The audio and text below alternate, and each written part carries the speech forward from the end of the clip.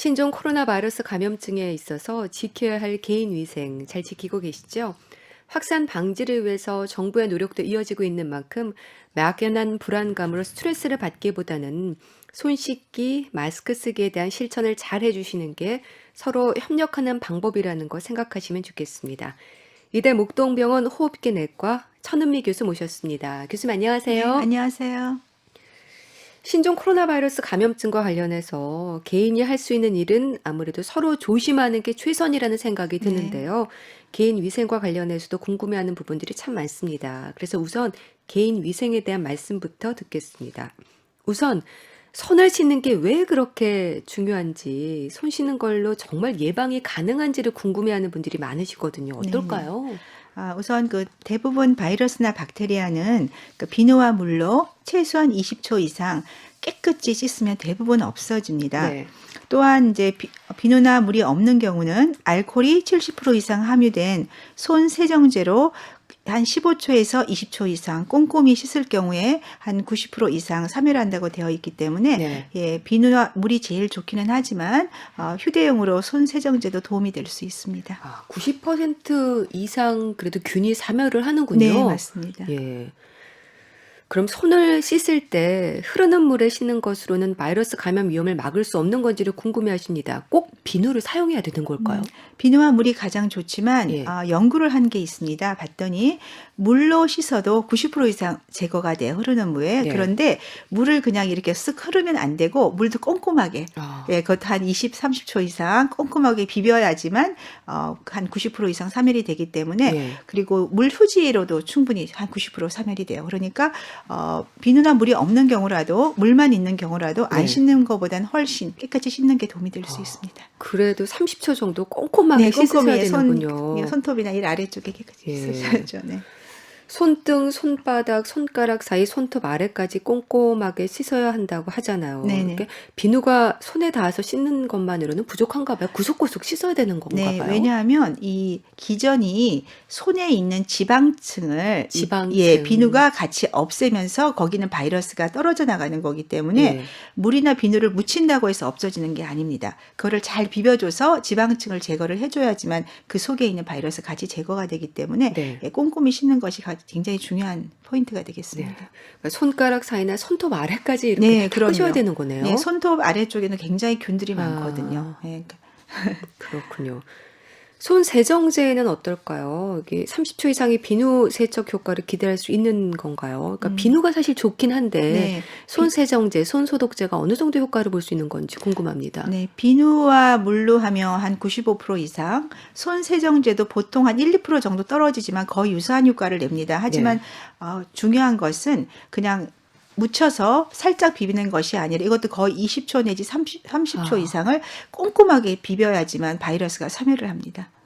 손 소독제 같은 경우는 알코올이 좀 묻어 있잖아요. 네, 그 알코올이 네. 마를 때까지 해야 되는 그렇죠. 거네요. 깨끗이 거의 마를 때까지 하셔야지 효과를 볼 수 예. 있습니다. 그게 마르지 않는 상태에서 다른 물건을 만지면 오히려 그게 더 안 좋은 거란 얘기도 있더라고요. 네네, 효과가 많이 떨어질 수 있습니다. 네.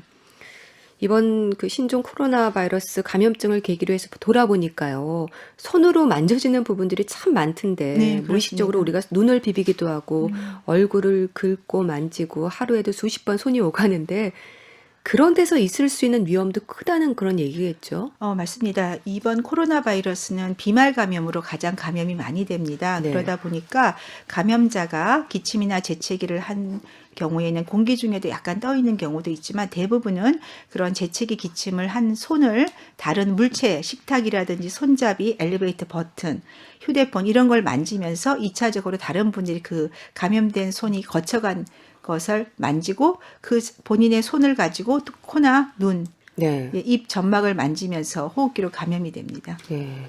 그래서 손을 깨끗하게 네, 씻으라는 맞습니다. 얘기를 하는데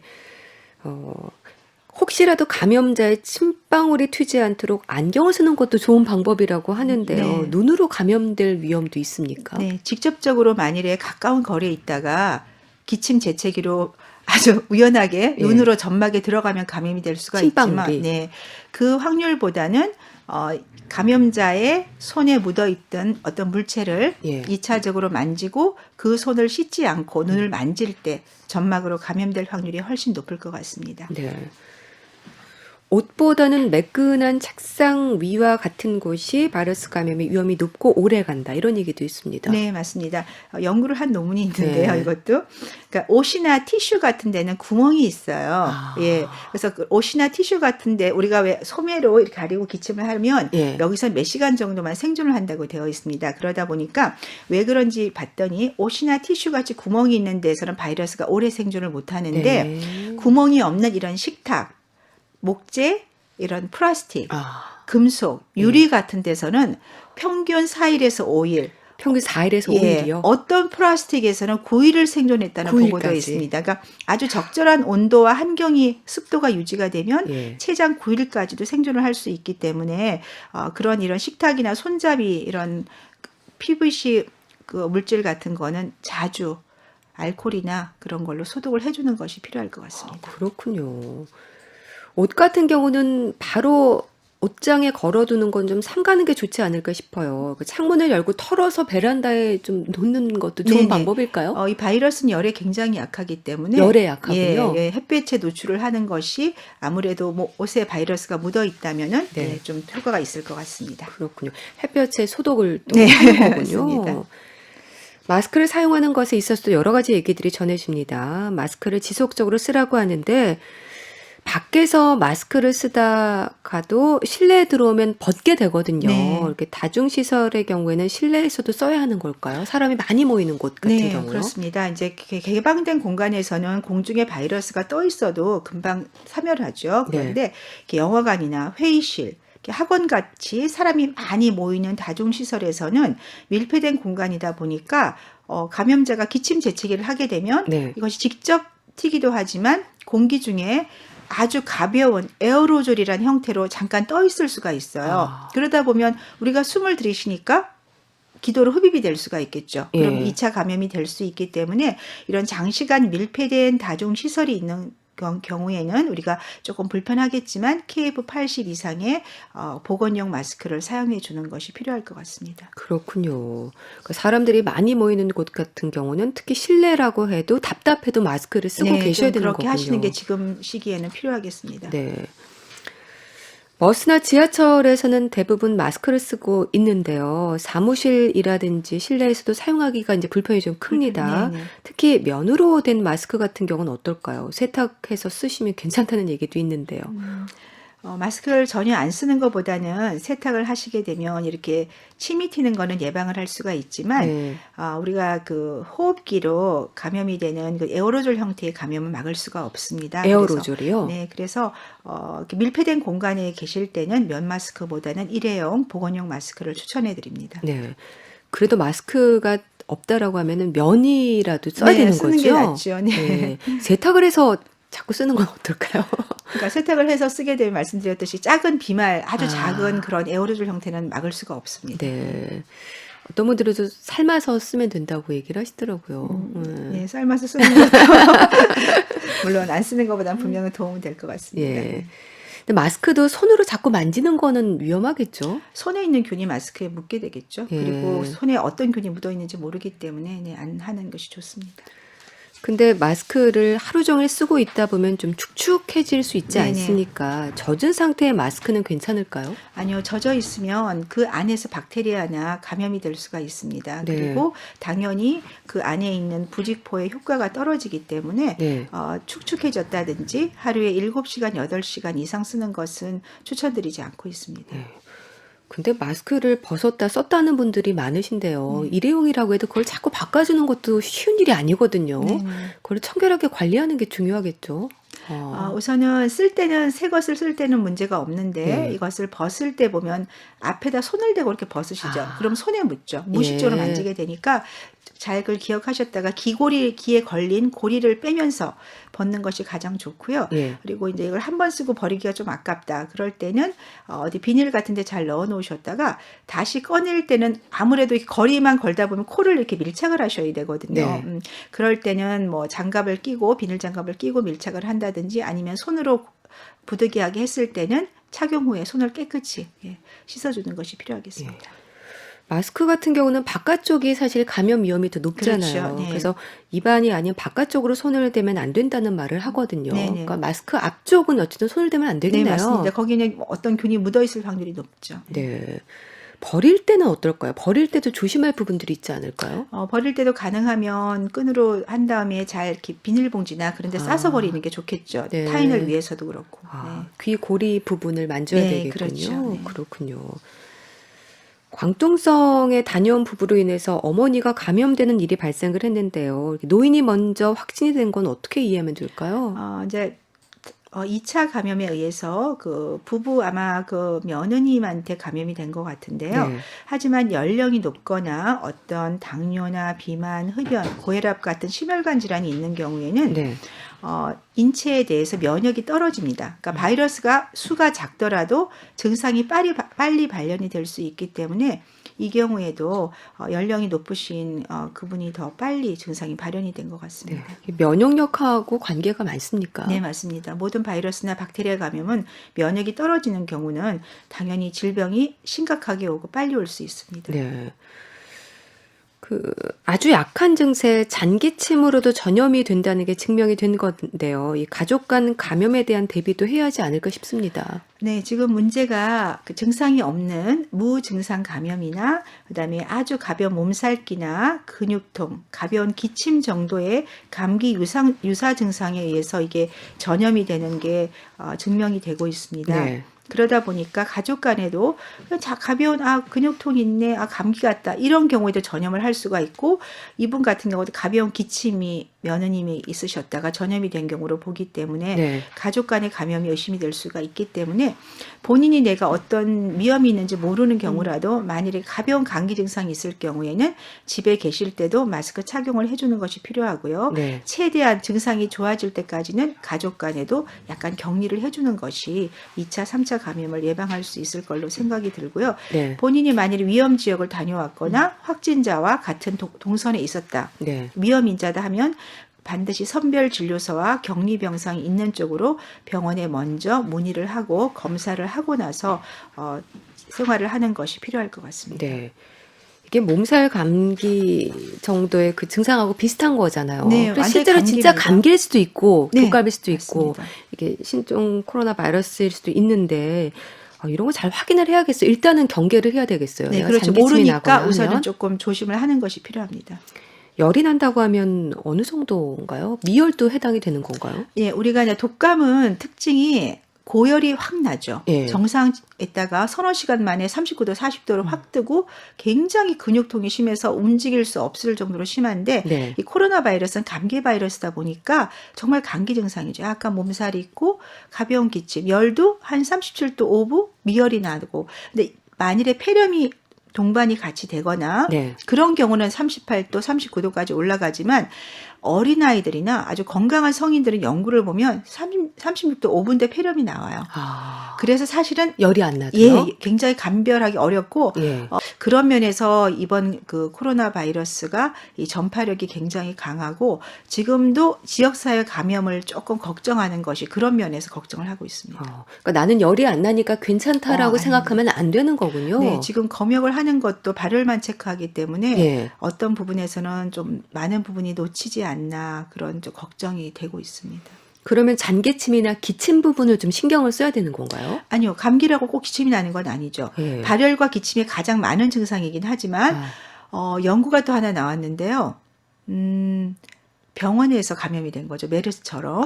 그런데 그거는 왜 그랬냐면 이분이 그 외과 병동으로 입원을 했는데 왜 그랬냐면 설사를 하신 거예요. 설사? 예. 호흡기 증상이 전혀 없이. 생각지도 못한 네, 증상이네요. 그러니까 호흡기 증상이 없는 경우가 10% 정도 된다고 하고요. 네. 설사도 한 8, 9%가 나옵니다. 그러다 보니까 외과로 입원을 했고 많은 분들이 접촉을 한 거죠. 그런 식의 문제가 올 수 있어서 발열만 가지고 측정하는 것은 조금 위험한 감이 있습니다. 네. 그러니까 증상으로 볼 때 스스로가 좀 평소와 다르다, 좀 몸 상태가 다르다라고 할 때는 일단 한번 짚고 넘어가야겠네요. 네, 특히나 본인이 어떤 위험군에 속하시는 분이라면. 네. 면역력 같은 경우는 같은 공간이라도 면역력이 좋으시면 일단 이겨내시는 분들도 있으신가 봐요. 네, 그래서 어린아이가 강하지 않나 이런 연구가 자꾸 나오는 것이 네. 어린아이들은 면역 체계가 계속 형성이 되는 과정이라 아. 바이러스에 의한 감기로 아이들이 어떤 뭐 입원하는 경우 거의 없죠. 네. 대부분 감기를 이겨내기 때문에 가볍게 앓거나 증상이 없고 또 청장년층에서도 열이 나는 경우도 있지만 열이 하루 이틀이면 떨어지는 경우가 많으세요. 네. 네, 그런 식으로 많이 증상이 나타나는 것 네. 같습니다. 연세가 좀 드신 노인분들 같은 경우가 훨씬 경계를 하시고 조심을 하셔야겠네요. 네네. 연세가 있으신 분들이 위험한데 그중에서도 그러니까 기저질환이 있는 분들, 연세가 있는 분들, 운동을 열심히 하고 튼튼한 분들은 잘 이겨내실 수가 관리가 있는데. 좀 잘 되신 네, 분들은. 맞습니다. 예. 격리 생활 중인 우한 교민들의 경우를 보면서 잠복기에 대한 생각을 또 하게 됩니다. 네. 사람에 따라서 잠복기도 다릅니까? 네, 이제 평균 잠복기가 뭐 하루에서 2주, 오늘 보고는 24일까지 그 최장 뭐 한 3, 4주까지도 보고가 되고 있는데 이번 신종 코로나 바이러스는 한 5일에서 7일 정도, 5일에서 7일 정도? 국내는 한 3, 4일로 조금 짧게 3, 4일? 나오지만 네, 예. 사람마다 다른 거는 그만큼 어떤 분들은 천천히 면역이 좋은 분은 천천히 나타날 수도 있기 때문에 개개인 차가 분명히 있습니다. 면역력의 차이가 좀 있군요. 네, 맞습니다. 잠복기라는 게 뭔가요? 그러니까 병이 감염이 됐어요. 균이 예. 몸에 들어왔는데 어떤 증상을 발현하기까지 시간을 얘기하겠습니다. 그렇군요.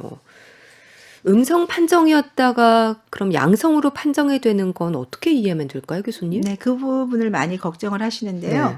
우선은 몸에 어떤 바이러스가 들어왔을 때 그 바이러스가 충분히 증상을 일으킬 정도로 증식을 해야 됩니다. 근데 네. 증식이 많이 안 된 경우에는 검체에서 음성이 나올 수가 있고요.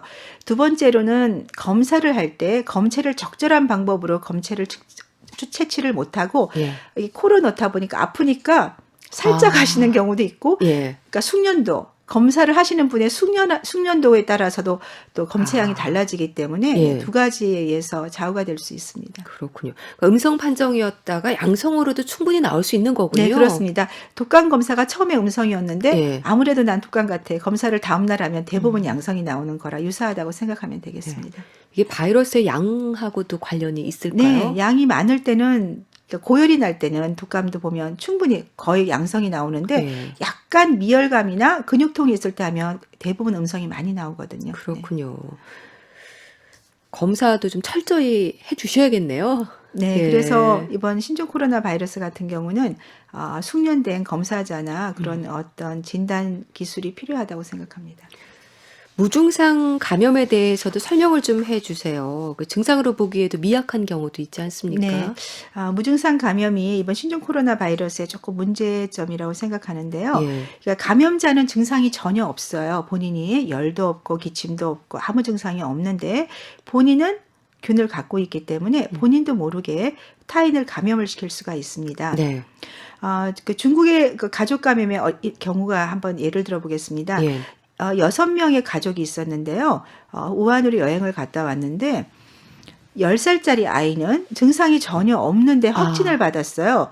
그래서 CT를 찍었더니 폐렴이 있어요. 근데 예. 그 아이는 아무 증상도 없고 염증 수치도 정상인데 60세 이상의 세 분은 39도의 고열에 폐렴이 심하게 오신 거죠. 예. 이런 식으로 무증상자가 분명히 사례가 있기 때문에 이런 정도가 조금 앞으로 증상이 없더라도 어떤 위험 지역이나 어떤 위험 인자가 있는 분이라면은 진단을 하시는 게 굉장히 중요하다고 생각합니다. 그러니까 나는 아무런 증상이 없어서 괜찮아도 다른 사람에게 충분히 전염을 할 수 있는 전염을 시킬 수가 거군요. 있습니다. 그래서 격리를 어느 정도 기간 동안 하는 네, 건가요? 해야 되는데 아이들이나 이렇게 증상이 없는 분들은 사실 검사를 거의 안 받지 않겠습니까? 예, 그렇죠. 모르고 넘어가는 경우가 많겠죠. 네, 그래서 사실은 국가에서 이 접촉자를 분류할 때 예. 좀 더 광범위하게 능동 감시나 진단 검사를 해주는 게 필요할 것 같은데 이게 이제 위험 그런 군에 노출된 분들이 많다 보니까 네. 지금 그렇게까지는 못 하고 있는 것 같습니다. 예. 그리고 잠복기 같은 것도 생각 안 할 수가 없는데 이번 감염증에 있어서는 잠복기에 대해서는 어떻게 설명이 되고 있습니까? 잠복기를 지금 한 뭐 3, 4일, 5일, 7일 잡고 있는데 예. 말씀드렸듯이 2주 이상 지금 잠복해서 발병을 하신 분이 사례가 나왔기 때문에 2주 이상. 예, 지금 교민들 격리 생활 하시는 분들도 2주 후면 격리가 해제가 되지만 네. 그 후라도 능동 감시 본인이 스스로 열이 나는지 증상이 나는지를 꼭 확인해서 그때는 다시 진단 검사를 하시는 것이 필요할 것 같습니다. 그러니까 2주가 지났다고 해서 나는 괜찮은 어, 거다라고 예, 안심하시면 안 되는 거군요. 아주 극한 얘기는 하지만 네. 예, 3주, 4주에도 증상 발현을 하시는 경우가 있습니다. 능동 감시라는 게 본인 스스로 자가 점검을 하는 건가요? 네네. 우선은 능동 감시 대상이란 일반 접촉자인데 이제 개념이 없어졌죠. 그 경우는 이제 보건소에서 발열 상태를 체크를 하고 또 본인이 증상이 생기면 스스로 신고하는 것을 얘기하겠습니다. 네. 침방울이 이렇게 한 번 튄 거하고 여러 번 튄 거가 차이가 좀 있을까요? 아무래도 여러 번 튀면 좀 감염 위험이 높겠죠. 그럼요. 침방울의 개수에 따라서 바이러스가 차이가 있는데 우리가 이제 공기 중에 바이러스나 침방울을 그대로 받았을 때 하나가 들어오는 거랑 예. 10개가 들어오는 건 당연히 증식 속도가 다르기 때문에 만약 바이러스가 한 개가 들어왔다면 우리 몸에서 인체 면역을 이길 수가 있겠죠. 네. 근데 뭐 100개가 갑자기 들어왔다. 그럼 건강한 사람은 이겨내겠지만 노약자나 기저질환이 있는 분들은 싸워서 이길 힘이 없기 때문에 증상이 발현할 수가 있습니다. 공기 중으로도 감염이 된다는 말을 하던데요. 공기 중으로 감염이 됩니까?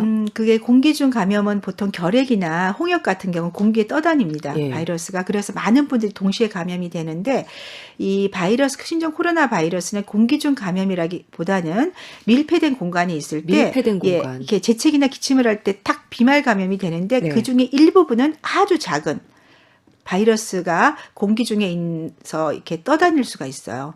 그러면서 그 옆에 있던 분이 이제 흡입을 하면 그게 이제 에어로졸 형태의 흡입 상태로 감염이 되시는 거지 홍역이나 그런 결핵처럼 멀리 공기 중까지 떠다니면서 감염이 된다는 의미는 절대 아닙니다. 그럼 공기 중이라고 한다면 보통 1에서 2m 정도 가까운 분들을 네, 그 얘기하는 정도 건가요? 생각하시면 될 것 같습니다. 예. 그 환자들 같은 경우는 확진자들의 동선에 따른 접촉의 의미도 넓게 봐야 될 것 같다는 생각도 듭니다. 네. 아무래도 밀폐된 공간, 영화관 같은 경우는 아무리 옆에 앉으신 분들도 위험하겠지만 내 생각에는 나도 좀 근처에 그 영화관 같은 네, 공간을 네. 공유했는데 하고 걱정하시는 분들도 많으실 것 같아요. 네. 그래서 요사이는 이제 다중시설을 잘 안 가시게 되죠. 예. 영화관이나 식당이나 다 안 가시게 워낙에 되는데. 그렇다더라 하는 설들이 많이 돌아서 네네. 걱정들을 많이 하십니다. 우선은 이제 그 영화관 같은 데 밀폐된 공간이니까 그분이 재채기를 하면 2m든 멀리 6m도 날아갈 수는 있어요. 예. 그러다 보니까 그 주변 2m 내 주변에 있는 분은 비말 감염의 위험이 있고요. 마스크를 쓰지 않았을 경우는 또 하나는 그렇지 않더라도 공기 중에서 잠깐 떠 있을 수 있기 때문에 네. 흡입을 하는 위험이 있으실 수 있고 그분이 기침을 한 게 어떤 이렇게 딱딱한 테이블이나 책상이나 벽에 묻었을 때 모르고 만지게 되면 이 딱딱한 물체는 말씀드린 굉장히 오래 생존을 할 수가 있어요. 손으로 접촉한 부분들이요. 그렇죠. 예, 그래서 그런 점을 감안한다면은 그런 밀폐된 공간은 가능한 한 만지지 않고 갔다 오면 손을 깨끗이 철저하게 씻고 보건용 마스크를 착용하고 그 세 가지 정도의 주의점을 좀 지켜야 될 것 같습니다. 같은 실내라고 해도 좁은 공간이 말씀을 드리니까 더 위험하겠네요. 네, 그렇죠. 그러니까 예. 비말 감염뿐 아니라 이제 공기 중으로 에어로졸 형태의 감염의 위험을 갖고 있습니다. 일단 기본적으로 마스크를 좀 써주시는 게 다른 분들을 위한 배려가 아닐까라는 생각이 네, 드네요. 맞습니다. 감염이 된 분이 마스크를 쓰는 것이 가장 효과적입니다. 예. 근데 또 확진자로 인해서 휴점했던 곳들도 방역 작업을 이제 샅샅이 했다고 하는데 네네. 어떻게 괜찮을까요? 소독을 철저히 했다고는 하지만은. 네, 소독을 하게 되면 굉장히 아주 미세 입자까지 다 소독을 하는 걸로 알고 있습니다. 네. 그렇지만 뭐 이렇게 사람이 하다 보니까 조금은 놓칠 수도 있기 때문에 아주 밀폐된 공간에 여러 명이 있었다면은 개인적으로는 그런 그 지역에는 조금 한 2, 3일 정도 조금 개방을 늦추는 게 좋고요. 네. 아주 개방된 공간이라면은 소독만 철저히 하면 문제가 없을 것 같습니다. 바이러스라는 게 한 며칠 정도 생존을 하나요? 생명력이 좀 끈질긴 것들은. 바이러스는 대부분 손에 묻으면요. 한 몇십 분이면 없어지고요. 예. 그다음에 옷에 묻어도 몇 시간으로 되어 있습니다. 그리고 공기 중에서도 얘가 뭐 몇 분에서 수시간 정도 생존을 하는데 아까 말한 습도라든지 온도가 적절하면 습도와 온도가 예, 적절하면. 딱딱한 이런 유리나 이렇게 철제, PVC 같은 데는 굉장히 오래 살 수도 있기 때문에 예. 네, 그런 점에서는 이렇게 방역을 좀 철저히 하는 것이 중요합니다. 네. 음식을 같이 드셔도 이게 전염이 되기도 하나요? 그렇죠. 우리가 음식물에는 침이 들어가지 않습니까? 침이. 예, 그 음식을 아. 공유하는 것은 지금 입장에서 굉장히 위험한 상태고 예. 이미 감염의 그런 예가 있기 때문에 주의를 하시는 것이 좋겠습니다. 요즘 집안에서도 소독을 많이 하시잖아요. 네네. 소독제를 쓰기도 하고 물티슈로 닦기도 하는데 물티슈 같은 것도 일시적이나마 효과가 있을까요? 네, 아까 물로 닦아도 깨끗이 닦으면 90% 효과가 있다고 되어 있고요. 네. 물티슈도 한 그 정도 효과는 갖고 있기 때문에 네, 없을 때는 물티슈를 사용하는 것도 도움이 될 수 있습니다. 네. 요즘은 뭐 사무실이든 곳곳에 손 소독제가 비치돼 네. 있는데 손 소독제는 얼마나 자주 소독을 해야 되는 건가요? 저는 볼 때마다 이걸 얼마나 자주 써야 되는 건가 싶기도 우선 한데요. 식사를 하기 전에 반드시 식사하기 네, 전에. 사용을 하셔야 될 것 같고요. 그리고 휴대폰을 만일에 만지게 된다. 예, 그럴 때도 조금 주의가 필요할 것 같고 네. 여러 가지 다중시설을 같이 사용하실 때도 조금 손을 깨끗이 씻는 것이 중요하지 않을까 생각합니다. 예. 이게 알코올 성분이 있어서 손이 바짝바짝 마르더라고요. 네, 맞습니다. 예. 뭐 하고 나서 크림이나 이런 걸 좀 바르는 게 괜찮을까요? 아이들 같은 경우는 손 소독제를 계속 쓰라고 권유하기가 좀 쉽지 않더라고요. 네, 그렇죠. 좀 너무 건조하거나 네. 그런 경우는 조금 예, 로션 같은 걸 발라주는 것도 좋을 것 같습니다. 네. 뭐 아무리 강조해도 과하지 않은 게 개인 위생이고 또 자가 격리에 대한 인식이지 않을까 싶습니다. 이번 신종 코로나 바이러스 감염증에 대한 위험을 잘 이겨내야 할 것 같은데요. 이 시간을 통해서 꼭 강조하고 싶은 말씀이 있으시다면요? 네, 뭐 항상 많이 지금 방송에도 나오고 있는데요. 가장 바이러스를 예방하는 중요한 건 개인 위생입니다. 식사 전이나 어떤 뭐 만지기 전에 손을 깨끗이 씻는데 그냥 씻는 것이 아니라 예, 철저하게 30초 이상 예, 깨끗이 씻어주는 게 가장 중요하시고요. 네. 그리고 아플 때는 외출을 좀 자제하시고 가족 간과도 좀 거리를 두시고 생활을 하시는 것이 필요하고요. 밀폐된 공간에 방문을 하실 때는 예, 보건용 마스크를 좀 착용하는 것이 도움이 될 수 있습니다. 그리고 가장 중요한 것은 면역이 좋으면 혹시라도 감염이 되시더라도 가볍게 앓고 지나갈 수 있기 때문에 규칙적인 생활과 충분한 수면 가장 중요할 것 같습니다. 네. 좀 이상이 느껴지면 어디에다 연락을 하면 되는 건가요? 네, 지금은 이제 중국을 다녀오셨거나 다녀온 후에 2주 이내에 발열이나 기침, 이런 인후통증의 호흡기 증상이 있으면 네. 1339 질병관리본부센터나 1339 번. 예, 보건소, 그리고 지금은 선별진료소가 있는 곳들이 많습니다. 선별진료소요? 네, 그쪽으로 연락을 하시고 예, 마스크를 착용하신 후에 진료를 보시면 되겠고요. 네, 또 확진자와 접촉 후에도 2주 이내에 뭐 그런 호흡기 증상 발열이 있으시면 네. 예, 나라에서 무료로 검사를 받으실 수 있습니다. 또 하나는 나는 그런 곳에 간 적도 없고 접촉한 적도 없다. 네. 하지만 이상하게 증상이 의심이 된다 하실 때는 의사의 진료에 보시고 의사의 소견으로 이분은 신종 코로나 바이러스 감염이 의심된다고 할 때도 국가 지원에 의해서 검사를 받으실 수 있습니다. 네. 요즘은 뭐 검사소가 많이 확대가 되고 있는데요. 근데 원한다고 해서 모두 다 검사를 받을 수 있는 건가요? 아닙니다. 지금 제가 말씀드린 그 경우 이외에 본인이 원할 때는 본인 부담으로 검사를 받으실 수는 있습니다. 네. 일반 병원에서도 검사를 할 수 있는 건가요? 네, 그게 이제 선별진료소가 되어 있는 곳이 정해져 있기 때문에 예. 네, 그 점을 확인을 하고 가시는 것이 좋습니다. 검사를 받는 거는 간단하게 받을 수 있는 건가요? 이제 우선 검사 방법은 독감 검사와 유사합니다. 코로 검사를 하는데 예. 검사를 하시는 분이 이제 착용을 다 하셔야 되기 때문에 시간이 조금 걸리고요. 결과가 6시간 정도 걸리기 때문에 네, 그때까지는 조금 격리된 장소에 계셔야 되겠습니다. 네. 요즘은 뭐 병원에서도 이렇게 체온이나 뭐 연락처를 적는데 좀 협조를 해주시는 것도 귀찮아하지 마시고 네. 서로를 위해서 배려하는 방법이겠죠. 네, 지금 이런 난관을 극복하는 가장 중요한 점이 국민 개개인이 협조를 해서 자진 신고를 하고 또 타인을 위해서 필요할 때 마스크 착용 예, 그런 것이 가장 중요한 극복 방법이라고 생각합니다. 네. 그리고 뭐 그렇다더라 하는 설에 너무 신경 쓰지 마시고 네, 두려워하지 맞습니다. 마시고 너무 개인끼리 잔기침을 해도 사실 요즘은 무섭죠. 거리감을 거리- 두잖아요. 네, 네. 이런 것도 너무 민감할 필요가 없지 않을까 이런 생각도 드는데 어떨까요? 네, 이제 개인적으로도 기침을 하면 지하철에 타시면 다 이렇게 예. 피하시잖아요.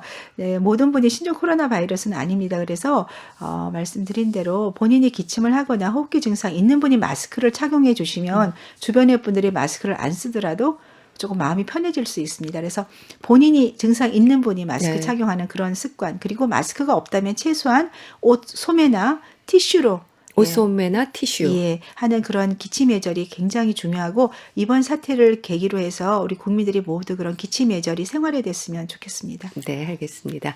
자, 건강정보 yes or no. 오늘은 신종 코로나 바이러스 감염증에 대해서 알아봤는데요. 이대 목동병원 호흡기 내과 천은미 교수와 함께했습니다. 말씀 네, 감사합니다. 감사합니다.